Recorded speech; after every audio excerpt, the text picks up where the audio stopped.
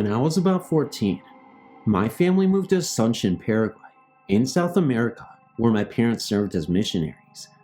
We rented a house about 5 blocks from the school my sister and I were to attend. It was a pretty cool house, my bedroom especially. My bedroom was unique in that it was a 2-floor room, meaning it had an upstairs and a downstairs. My bed was on the bottom floor, and my desk and books were on the top floor. On the top floor, there was also a huge walk-in closet and library recessed in the back wall. It was always a bit eerie walking into the area due to the chills you would get approaching the back of the room. About 3 or 4 nights after moving into the house, I was awakened with a start. Entering my room was a figure of a man, with his arms stretched out in front of him, approaching my bed. He looked normal, except that his eyes were missing, leaving only the remaining sockets. His hands were focused towards my neck, as if he meant to strangle me. He was semi-transparent and had no feet, gliding more than stepping. There was no sound. I freaked as you can imagine, and pulled my covers over my head. I peeked out from under my covers several minutes later, and there was nothing there. I calmed myself down, blaming a possible dream, and eventually went back to sleep. About a week later, I was again awakened by the same figure. This time, it was not alone. Clinging to the walls, closets, and even the ceilings were black shadows with yellow eyes that stood about 2 feet tall. These creatures stared at me as the figure approached me in the same manner as it had previously. The room was ice cold. Remember, I'm in South America, close to the Amazon. It doesn't get that cold there. And again, I drew the covers up over my head. Now, realizing that I was wide awake and this was no dream, my heart was pounding and I peeked out a bit sooner than I had previously. I was scared, more than I'd ever been before. The figure had disappeared, but the shadowy creatures were still there, staring menacingly at me. I pulled the covers back over my head and stayed like that for the remainder of the night. I don't remember falling asleep, but must have at some point that night, for I remember waking up the next morning completely freaked out. I told my sister what had happened, and she thought I just had a nightmare. I assured her that I didn't, and she just laughed me off.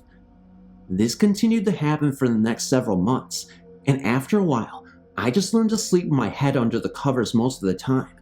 I tried to talk to my folks and sister about it, and they just told me that my imagination was getting the best of me.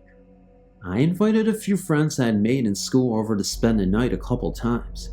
We would sleep in the upstairs section and spend half the night watching to see if anything happened, but nothing showed up while they were there. My friends just thought I was crazy. I decided that I would sleep in the upstairs in a sleeping bag and see what would happen. Well, nothing did.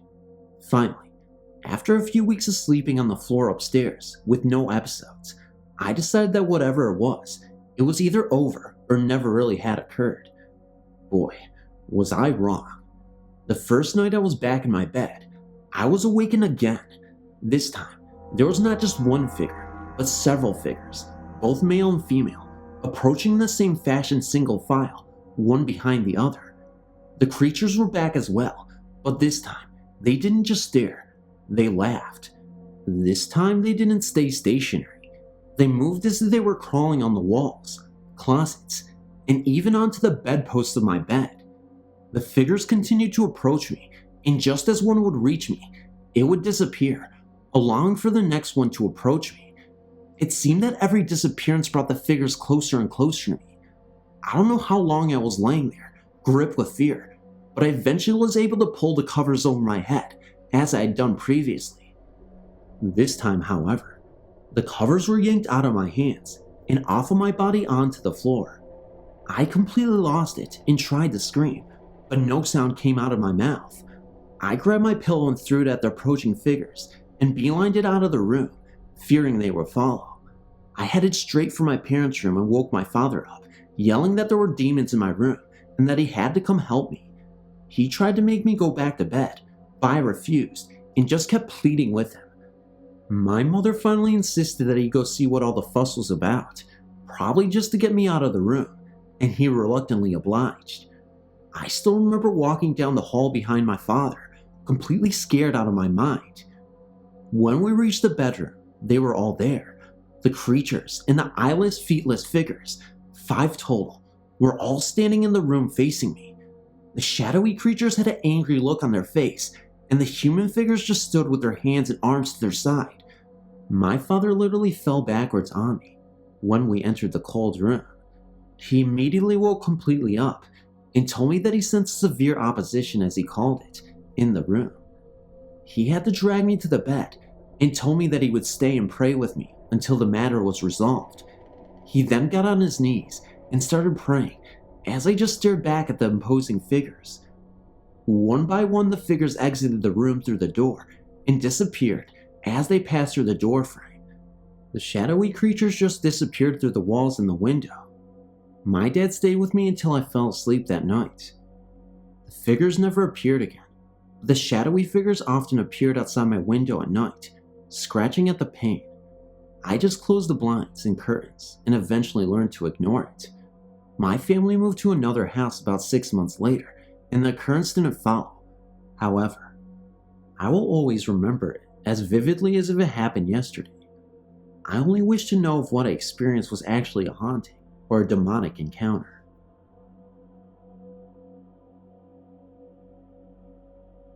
I was just visiting your website, and I have a few ghost stories of my own. I'm 16 years old and live in Indianapolis, Indiana. For many years now, I've believed that my house is haunted. My family and friends agree. We are the first family to live in the house. Before the neighborhood was built, it was just a field. I wanted to research the history of the land, but I haven't found anything to even start. My house is not the only one on the street to experience haunting. My best friend who lives a few houses down from me and her family have said they hear moaning and footsteps a lot. Also, lights turning on and off. Another neighbor told me about similar things happening in her house. Her dog is often getting scared when nothing is happening. My dad has complained since we had moved in 15 years ago about hearing a radio playing in the vent in our downstairs hallway. He says he thinks that one of the people who built our house left it there, but still, 15 years later, he still hears it. My parents' room, our living room, and my room have been where most of the strange things happened. My parents sleep with their TV on, so it's not uncommon to hear the TV on in their room late at night. Most nights, one of the kids, there are 4 of us, would go in and turn it off for them, waking up my dad once the TV is off. About 5 years ago, my sister and I were going to bed, and we heard the TV on. We were joking about it, and we got in front of their doorway and could even see the light shining from it on my parents' bed. They were both asleep. When we walked into the room and over to the TV, we saw that it was off. Since then, we hear the TV on, and it's really off, and see the light of it, and it's off. We have learned to not go in and turn it off. The scariest thing that I've ever had happen to me happened a few years ago. The wall to my closet is also the wall to the closet in my sister's room. My sister and I have a special knock to talk to each other or to tell the other to come into the other's room. I was in my room one night, playing on my computer, and I heard the knock for hello, so I went over to my closet and said hello back. Then, the knock for no. I was confused and asked what. Back then, the knocking became continuous, like a knocking at the door. I got scared because I didn't know what my sister was doing and stepped away from the closet. The knocking got louder and louder, and soon turned into banging. It was then I decided to go yell at my sister for scaring me, and I ran out of my room. I heard even the banging in the hall as I ran to my sister's room. Once I opened the door, the banging stopped, and no one was in the room. My parents were downstairs in the kitchen, and I asked them where my sister was. They said she left about 20 minutes before to go to her friend's house. As it turns out, it was just my parents and me that night. Both my sisters and brothers weren't home. Another time happened during the night. I was home sick with the flu and was just getting out of bed. It was around 10 a.m. I looked out my window and saw one of the swings on our oldest swing set swinging. I looked at the trees, thinking it was the wind. It was fall and pretty windy out anyway. There was a very light breeze, not enough to cause the swing to move on its own. The other swing and the other swing type swings on the swing set were still. I went downstairs and into my kitchen, and my dog was staring out the window, growling and barking. Then he stopped and walked away. I looked out there, and the swing was completely still. We recently took the swing set down since we have all gotten older. My young brother is the baby of the family, and he is 12. My dog will still growl and bark at the spot where the swing had been. My sister once told me that she was watching TV one night and felt the strangest feeling that she wasn't alone. She asked it if anyone was there to give her a sign.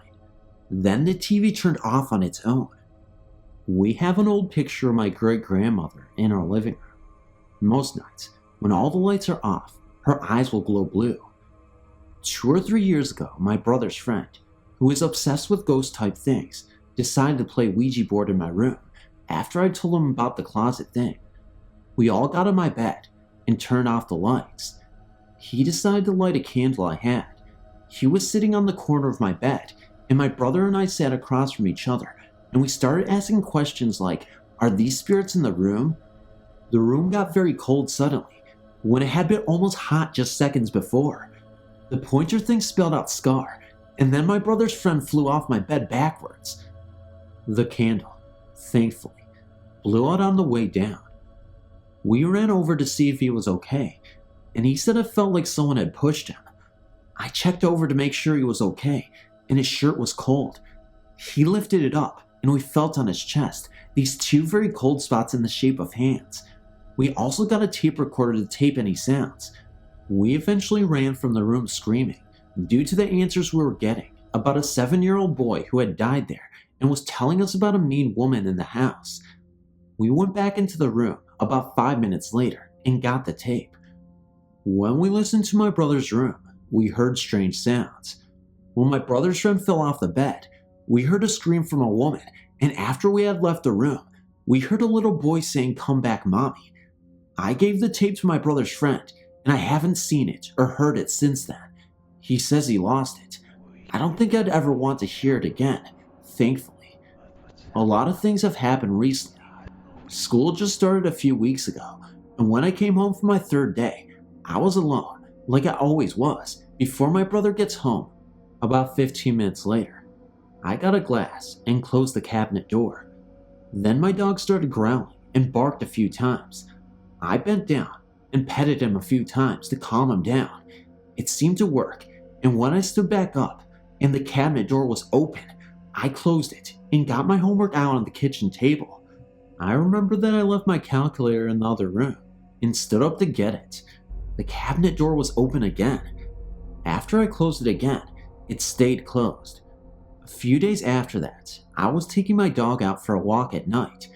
I was sitting on my front porch, and my dog was walking around in my yard on his leash. Then he started growling and barking. I went over to see where he was to see what it was. I saw a white figure run by and disappear by the side of my house. I was too scared to see what it was, so I grabbed my dog and ran inside. The latest thing that has happened took place just 2 weeks ago. I was changing the sheets on my bed, and I folded a blanket I use when I get cold at night and put it on my bed. Then, I turned and bent down to get a pillow. When I turned back around, my blanket was unfolded and was falling off of my bed. My best friend and I also have a video of us in my room. We watched it in slow motion after we thought we saw something. There are white orb type things floating around. Even my parents said it was too big to be dust. Well, that is about all. I was hoping maybe someone could tell me on how I could begin to do research on the area that I live in. It would be greatly appreciated. The ghost, if there really is one, is not mean or even threatening. My family actually have gotten very used to it. I would just like a little explanation.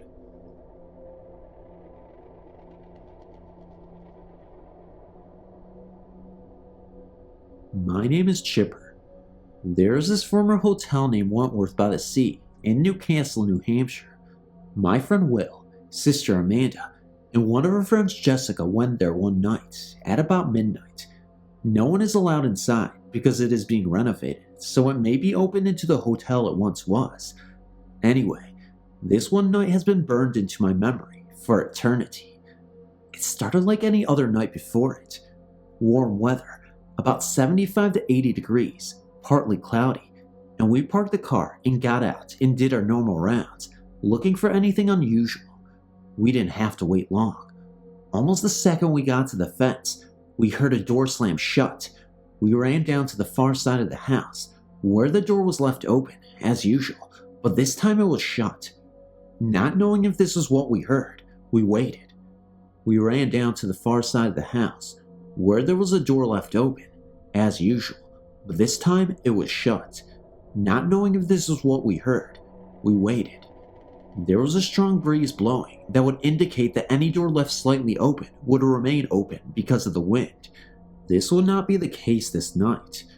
Just before we walked towards the other side of the house, we saw the door swing open and hit the house, like physics would allow. However, about a minute later, all of us saw the door slam shut faster than it had opened, while the wind was at its maximum velocity at that point in time. This repeated a few more times, with the wind blowing or not. We knew something was going on, so my sister and friend went out back to see if they could see anything, while me and Jessica stayed out front. About 3 minutes later, we heard a sound like a flag or cape blowing in the wind right behind us, and we turn around, and nothing is there. We began to freak out a bit. Me, my sister, and friend returned. We left dropping off Jessica, but picking up my friend's girlfriend, Robin. We returned at about 1 o'clock in the morning, and Will got a brilliant idea. This is sarcasm, by the way. He wanted to try to become a medium for the spirits of the hotel. He put his hands on the fence, but nothing happened. We all did the same together, and started to hear a paint can clanking on the ground, but moving around like it was on someone's foot, or was being banged around out of boredom. We all took our hands off the fence, except for Robin, who couldn't take her hands right off. Now, Robin isn't strong at all, and normally, Will can pry open her hand whenever he wants. This time, however, was different. Will and all of us were trying to pry open her hands, and we failed. She eventually managed to let go, and her hand was cold as ice, while the rest of her body was warm. The fence was warm too, so it could have been in the fence alone to cause her hand to become cold. To top it off, it had begun to rain. So we started to leave, but we got to the other side of the road. It wasn't raining, just in the area of the hotel. But that's our story. I hope you enjoyed it.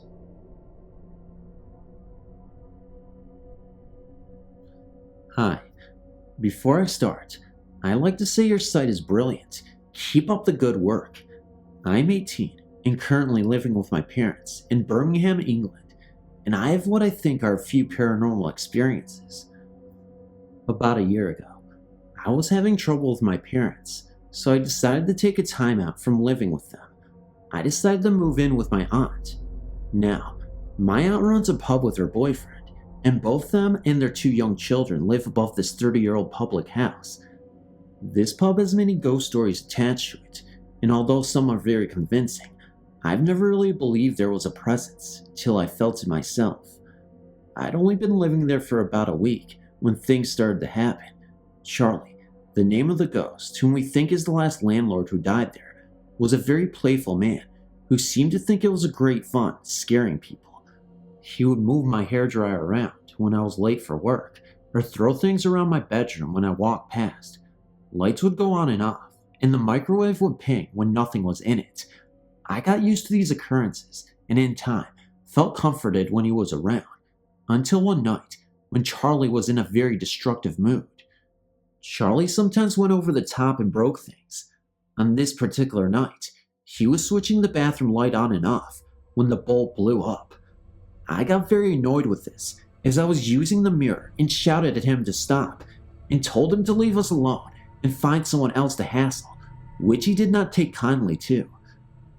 From that day, Charlie became scary.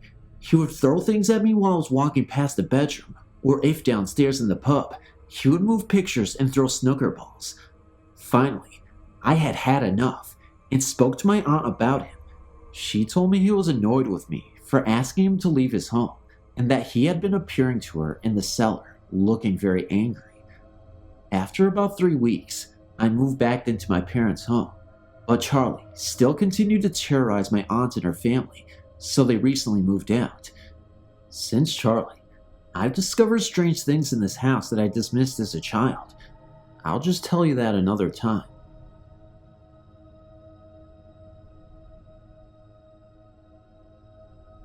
My sister and I have been trying to decide whether or not to send in this story, and now I think that it is time. My sister Candace and I moved here with my older brother and parents about 12 years ago. We bought a house in Kennesaw, Georgia. In case you don't know your history, Kennesaw is one of the major places that the Civil War took place. Anyways, my parents' house is about 5 miles from the Kennesaw Mountain National Battlefields, so you can just imagine all the activity around there. Ever since we moved in, there's always been a feeling of awareness around that house, as though someone is watching you, you know? It didn't get bad until I was about 12 years old. Things just disappearing and reappearing in such and other places. The norm for a poltergeist or whatever it is. So then things started appearing to both me and my sister, but we were both just too scared to talk about it with anyone. I would see the shadow of a man walking around the house when no one was there. My sister would feel a presence in the bathroom when she was taking a shower. Our cats would not, and I mean absolutely not, go into a certain corner of my room. It was always creepy seeing them stare at something that wasn't there and have them get freaked out. Then I started to see a shadow of a man in the shower while I was bathing.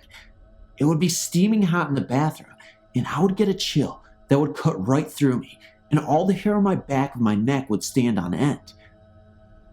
My mother was also a witness to these occurrences. One day, she was in the kitchen with me, and she thought that my father had come down the stairs. She started to call his name, and when he didn't answer, we searched the entire downstairs. No one was there. My dad was in the bathroom, in their bedroom, at the other end of the house. There was no way that he could have made it back upstairs without one of us seeing him, so that made my mom a believer. I recently got married and moved out of their house, so all the next occurrences have been happening to my sister. My parents recently went on a trip to Savannah, and my sister was left to her own devices for about 3 days. She's a capable 19-year-old, so it wasn't anything new to be left alone in the house. She started to have the feeling that something was following her around the house. She was feeling watched, and then things started to happen. Lights would go on and off by themselves. She woke up to the dishwasher being on. It was empty at 3 a.m. and all the kitchen lights being on. She was working out, and her dog was pacing the entranceway with his head looking up, like he was watching something pace and was following it. She asked it to go away, and it did, but it moved over to the stereo, and the door to the cabinet that has to be push-released by a magnet spring lock opened by itself. She left the house after that. All in all, I've accepted the fact that my parents' house is haunted. I actually kind of like it. I know that he is not there to hurt anyone, that he just wants to know that he is there. Thanks for your time, and if you have any comments, feel free to email me back.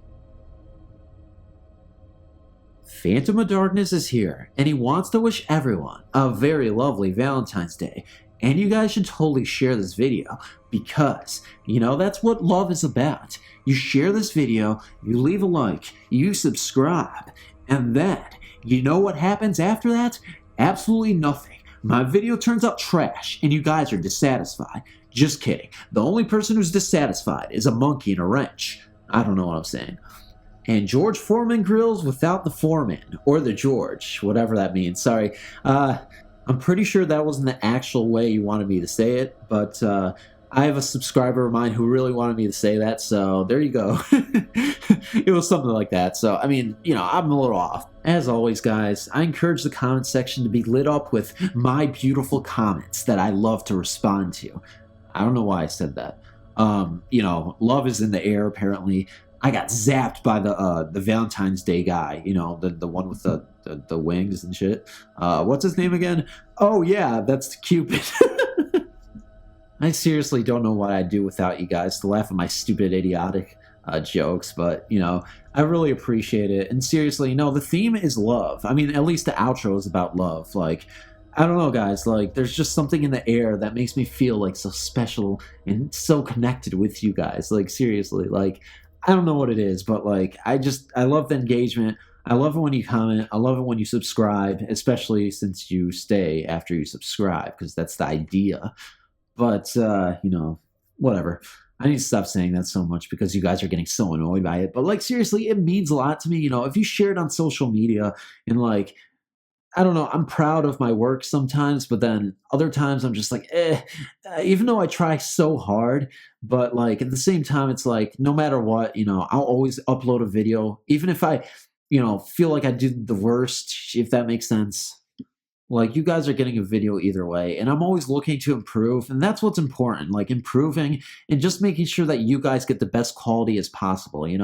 And oh, I forgot to say, nonsensical babble. I don't make any sense. I don't know what I'm saying. I did say that, but like, this makes no sense. The slurring of the words, yada yada yada. The typical, bucket of the tree. You know what I'm saying? You guys don't. Maybe not. Well, maybe you do. I mean, you guys are used to it. Like, I really need to get going before I sound stupid and I can't dig out any more stupid out of my soul and give it to you guys. I'll see you guys later. I love you guys so much, seriously. And I don't need to say that just because it's Valentine's Day. You guys do mean a lot to me. And that's why I'm always willing to engage with you in the comments. And I don't know why I repeat myself so much because I'm a parrot or something, but seriously, I say it because I really do mean it. And I don't want you guys to forget this. I'm a genuine person, at least I think so. I try to be as genuine as possible, and I try to do my best on YouTube. But just be a good person. That's what I want to be. I want to be a good person all the time. And I think a lot of people need to strive for that. So guys, with that, I'm signing out. Love you guys as always. Good night, good morning, and I'll see you in the next video.